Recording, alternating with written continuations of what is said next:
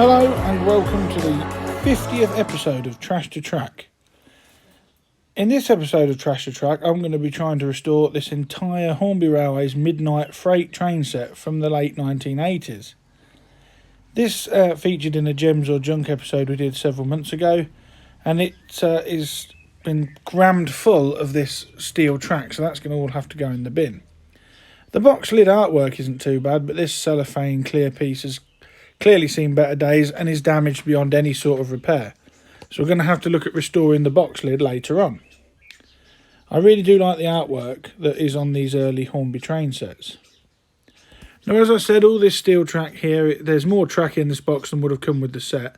It's all just going to go in the bin. These points are broken, and then this point here is an even earlier one from the late 70s.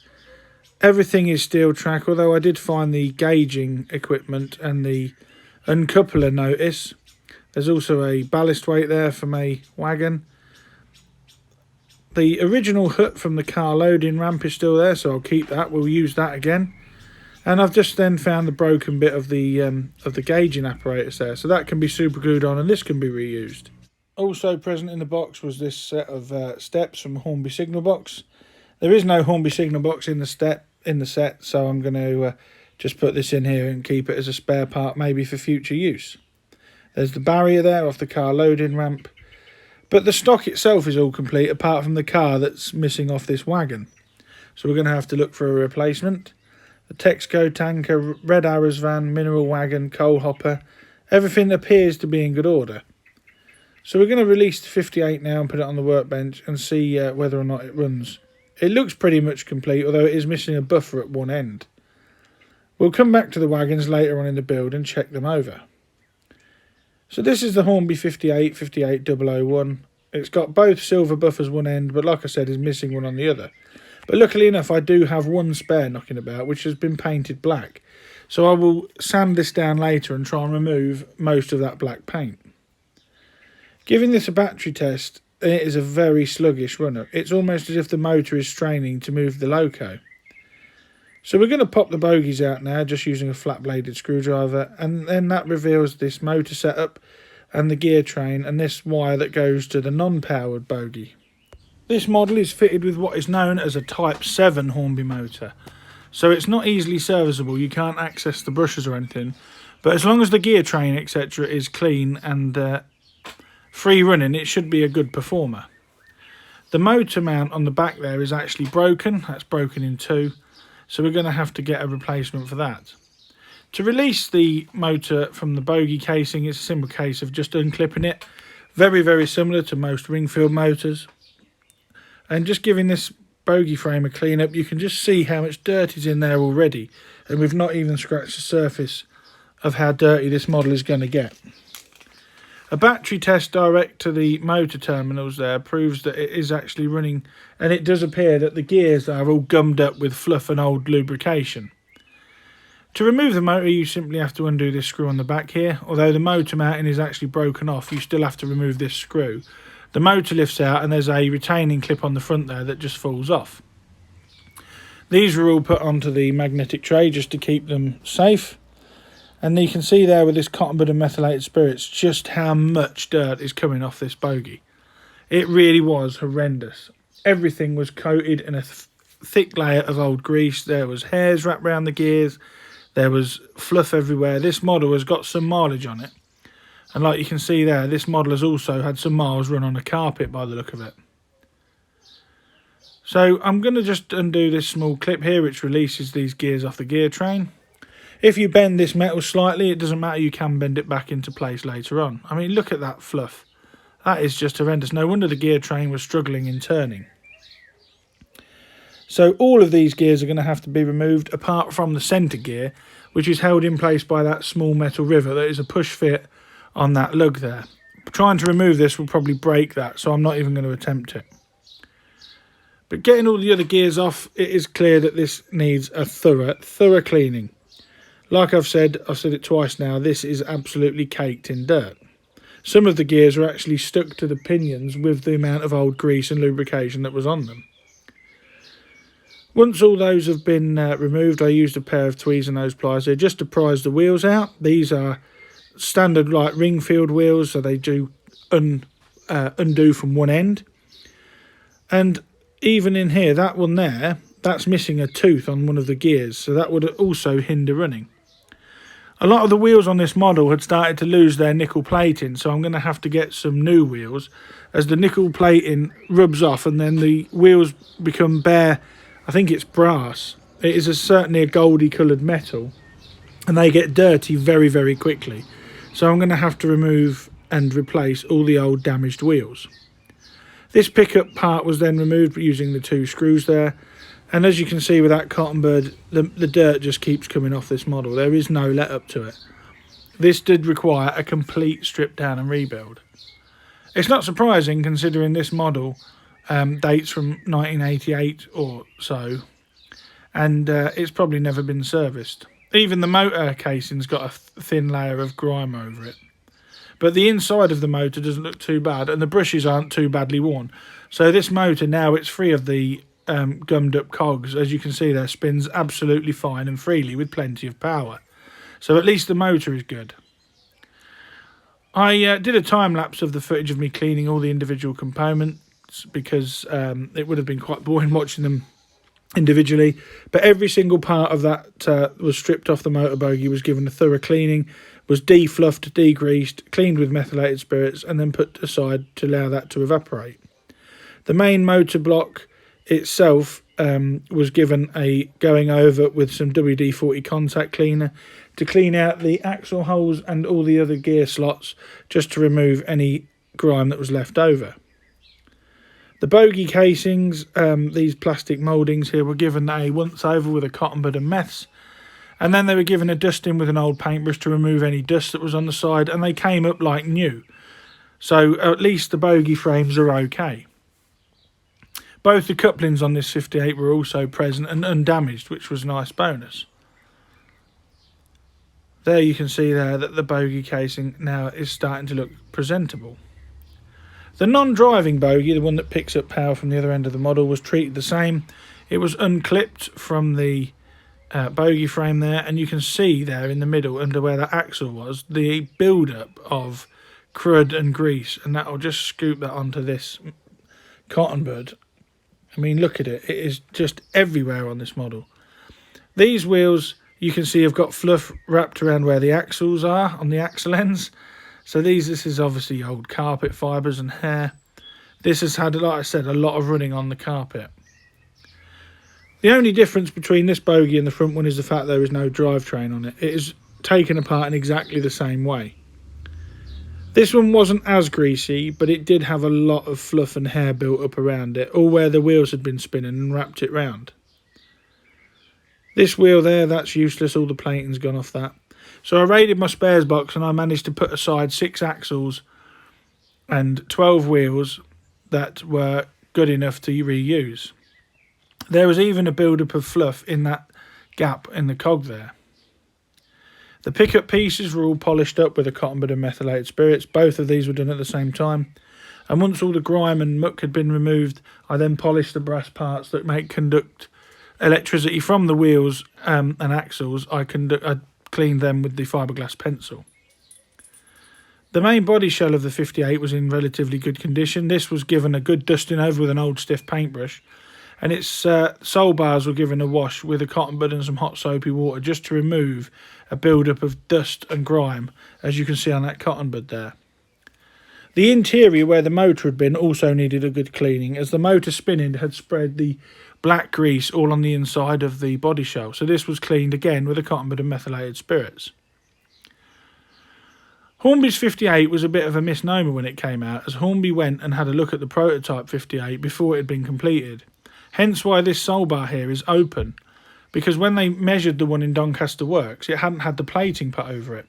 And also missing is any exhaust detail, as as Brell hadn't put the exhaust on the prototype 58 when it was measured up by Hornby in the early 1980s.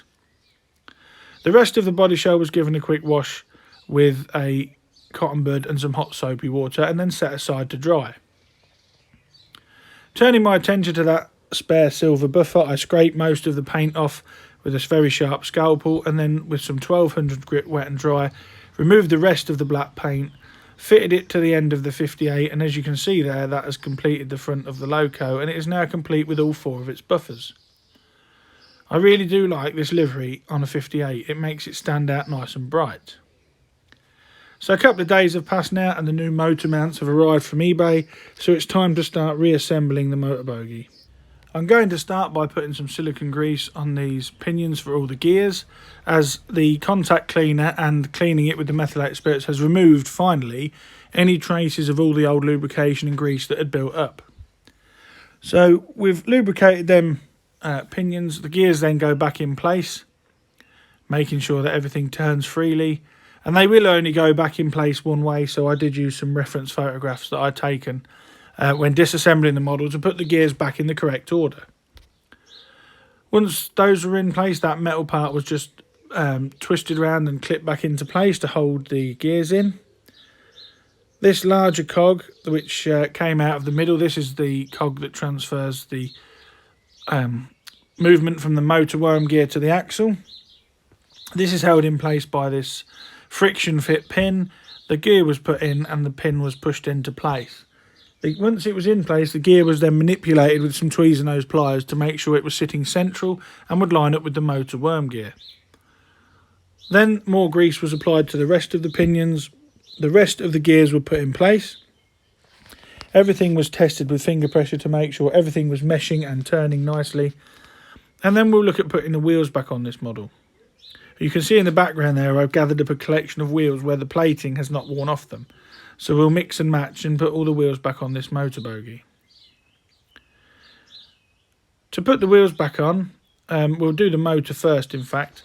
The motor goes on, you have to put this front clip in, this clips the drive shaft. Although when I was doing this I did notice that there was a lot of hair and fluff build up on the shaft there. So I removed the actual worm gear, removed all the hair and fluff that had wrapped around it, around the bottom of the worm gear there, and around the motor shaft itself. And then I push fitted the worm gear back onto the motor shaft and then refitted it back to the model. Now, as I was saying, you have to put this clip in first. This goes with the clips facing forwards, pushes down so that the motor engages with the worm gear, and then this new retaining plate on the back was put in over the bearing. Well, it is when I don't drop it off. But it clips in over the bearing and then you reapply that small flat-headed screw. It is imperative this time that you don't over-tighten the screw, as I think that's what had happened before. Somebody had over-tightened the screw and split the plastic, which is why the motor retaining clip had broken. Putting some power on it there with some test leads, you can see that everything is spinning nicely as it should. And like we're going to do the wheels now, these wheels are really good, the plating is all firm on them. So I'm just going to put a small amount of oil in those bearing cups and then push the axles through. Once the axles are pushed through, I remove any excess oil off the end of the axle and then push fit the wheels back in place, ensuring that when they are pushed in place, they are meshing with the gears correctly. Once all the wheels were back in place on both bogies, the back-to-back measurements were checked to a 14.4mm distance using my digital calipers. Even after all this cleaning, I'm still finding bits of fluff stuck to various parts of this model. The only thing left to do now is to apply 2 brand new traction tyres on that one. And now we're going to reassemble the non-driving pickup bogie. The brass piece was screwed in place again, and this was virtually the same. The axle holes were lubricated with a small amount of oil. Pickup piece put on, wheels slid into place and then pushed home. And here, even after all that cleaning, one of these axle holes is still full of fluff. But that is luckily the last piece that I had found. So now that the bogies are being rebuilt, this one has had, like I said, its traction tyres put on. These are new. All you do to put these on, just hold it in place with your thumb and then just drag it across, and it should be a very tight fit to allow traction to go from the wheels to the track. So that is the motor bogie virtually rebuilt and complete, and I'm going to clip it back into its frame here. And looking at the way the clips go, there's a large clip and a small clip, and it actually works better if you engage the large clip on the front of the bogie like this, and then the back one just clips into place like so, and that is the motor bogey completely rebuilt and working. We'll have a look now at replacing the wiring loom. The whole wiring loom is there. One side, the black wire clips onto the pickups. Then there are 2 clips for the terminals on the end of the motor there. They are just a push fit. One thing to note with the Type 7 motor is try not to push them too hard, as the brass motor pickups at the back are very easily snapped, and if you do snap one off, then the motor is virtually useless. Once the wiring loom was put back on, I put some silicone grease on the worm gear and that central gear there, and then I feed this pickup wire through the body shell of the 58 to the other end where the non-driving bogey goes. Just going to manipulate the wires there slightly, and then the bogey frame clips in with the flat clip in the front and then the chamfered clip at the back, and that holds the bogey in place. The non-driving bogey was again clipped in place the same way with a satisfying clip, free rolling, and then that wire there clips onto the brass pickups that were screwed into the side of this, and this bogey was clipped in place in exactly the same way, and that really concludes the rebuild of the 58. So what we're going to do now, I've got it on the track with the controller leads as the battery had died, and as you can see now it's a lot more responsive. It's a very strong looking runner. So at least that's the Hornby 58 all rebuilt and complete. So I'm going to put that aside now, and we're going to have a look at the rest of the train set. So I'm going to look at all these wagons individually. We're going to check to make sure there's no damage to any of them, make sure the coupling hooks are present, but most importantly make sure that none of the wheels are dirty or damaged. Well, apologies for knocking the camera stand there. But this train set really was a mammoth train set. It had a lot of track and 8 wagons. On the box lid artwork, my son pointed out that it was actually a red SO tank wagon that was on the box artwork, as you can see there behind the hopper. So when we went to a recent tour fair, I actually found a red SO tank wagon, which doesn't have the damaged strapping on it like the blue one, and I'm actually going to swap those over.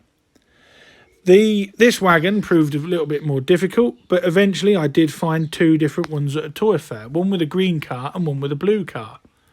If memory serves, the train set that my dad had, the Midnight Freight, we had a blue car, so I'm going to use this wagon to replace the wagon that came with the set so that the whole thing is complete. This blue SO tank wagon can go in the box with wagons and will probably be run on the outside railway. So I'm just going to give all the wagons a dust over.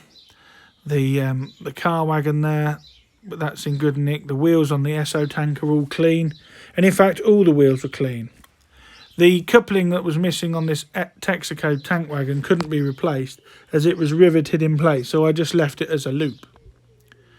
But dusting all the wagons off, all the wagon wheels were clean. The silver seal wagons on this MGR hopper were clean, and all the wagons appeared to be in good order, which was a bonus as it saved me a lot of extra work. Like I said, there was a lot of wagons in this train set. This would have been a huge train set for its time. There's a mineral wagon there, and one of my favourites, the Mighty White Bread, white and red box van. In no way prototypical, but if I ever was fortunate enough to buy a van in real life, a real van, I would probably paint it in this livery, as I do think it looks quite smart. Because we're doing the whole train set, I'm now going to just dust out this polystyrene tray, and I actually gave it a hoover out to remove any of the dust and detritus that was in it. And now we're going to look at rebuilding this train set. Now I put a picture on the screen there that I got offline, and this is the contents of what should be in the train set. So we're going to start with the refurbished 58. That is going to sit in its place just there. Then we put the merry-go-round hopper in place, which goes behind the loco. I don't think there's no set way these can go in, so long as the wagons just fit in the relevant holes. Mineral wagon goes in there. The Mighty White Bread van goes at the end. Red Arrows van fits in that large gap. The Texaco tanker actually has to go in that place there, as the polystyrene is moulded specifically for that wagon. The S&C mineral wagon sits there. A red SO tanker sits behind the Texaco one, and the car wagon goes at the end next to the Red Arrows van.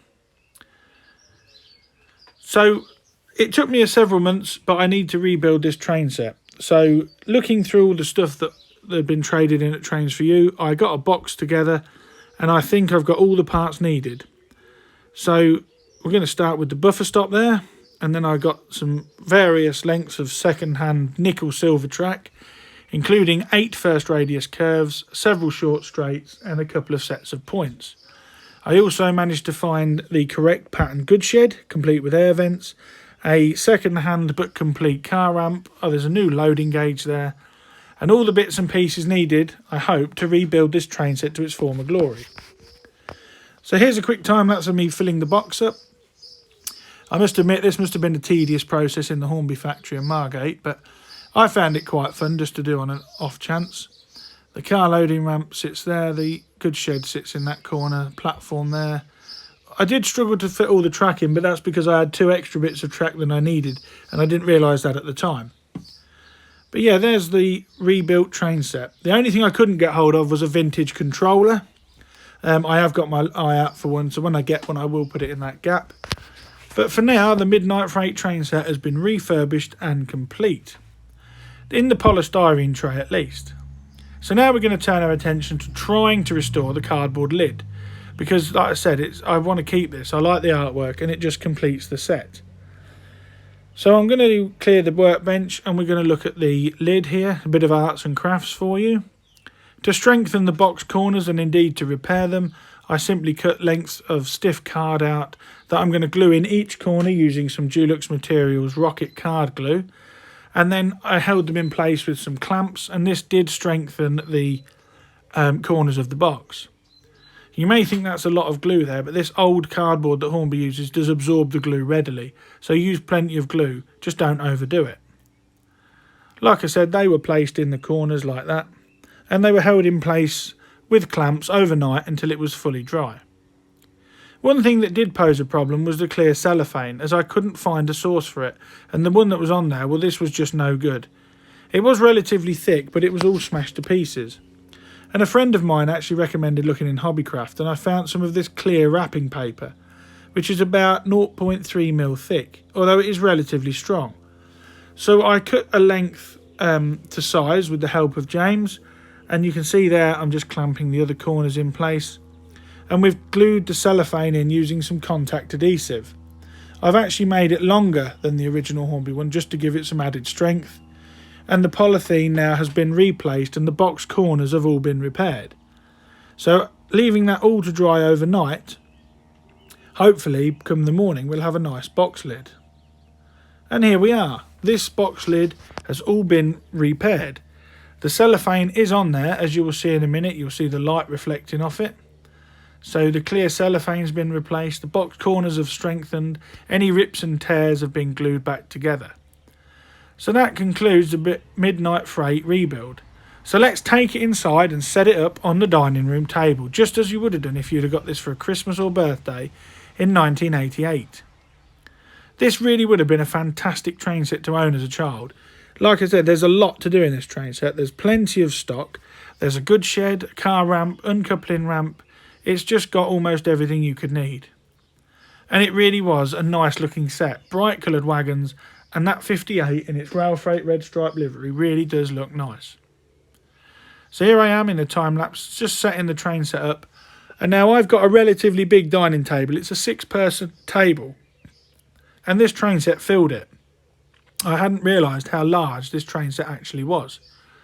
So I assembled the goodshed, assembled the sidings, the car loading ramp, and put it all in place. And now I'm going to leave you with some shots of the Midnight Freight fully restored and running round, being played with as it should be. If you've got anything you'd like to see featured, an Oco or rolling stock, to be featured on Trash to Track, please email me at the email address on screen. And I do take in general repairs. If you've got any problems with any locomotives, do not hesitate to contact me. Thanks very much for watching Trash to Track again. Like I said, this was the 50th episode, so I'm really pleased with how we've got on with it. When I started out, I did not believe I'd be going 50 episodes. I thought it would just be a one or two loco thing. But here we are, 50 episodes in, playing with a train set that I remember having as a kid.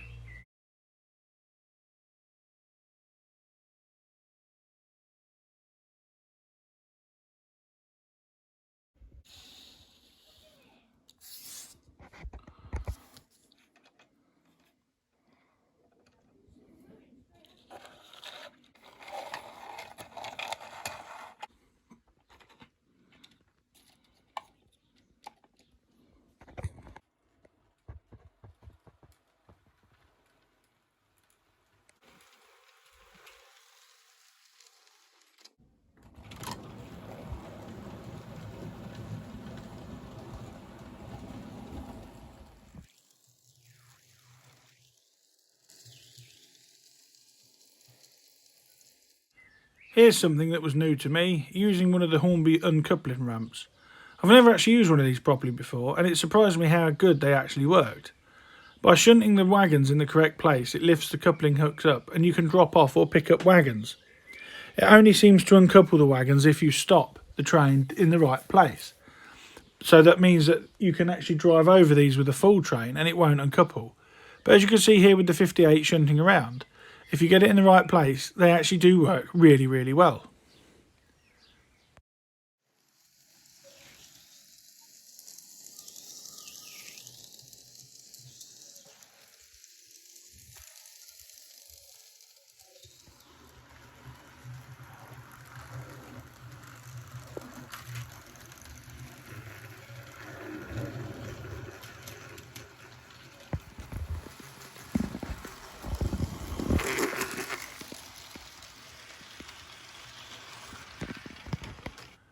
So there we have it, the Hornby Midnight Freight train set, fully restored, complete in its restored box and running on a dining room table as it was designed to do all those years ago.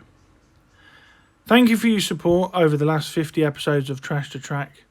I really do appreciate it. I have more in the pipeline coming soon, and I've got more for at least another 50 episodes. I've said it before, but the artwork on this box really does make me smile. It is really nice. Later versions of the Midnight Freight trains that had a purple box with the same illustration on it. Now, during the rebuild of this Midnight Freight, I actually bought a second 58 to use as a parts donor because it was cheaper than buying individual parts. But this model actually seemed to be a lot cleaner and a lot better than the original one. The only problem with this was that it was all the plating on the wheels had gone, and as you can see from that photo, my workbench looked like something from Toten in the 1980s. But as I said, all the wheel plating had gone off this one, so I restored this one as well and give it complete with some brand new wheels. And I'm actually going to give this 58 to my dad. I've DCC fitted it, I've overhauled it completely.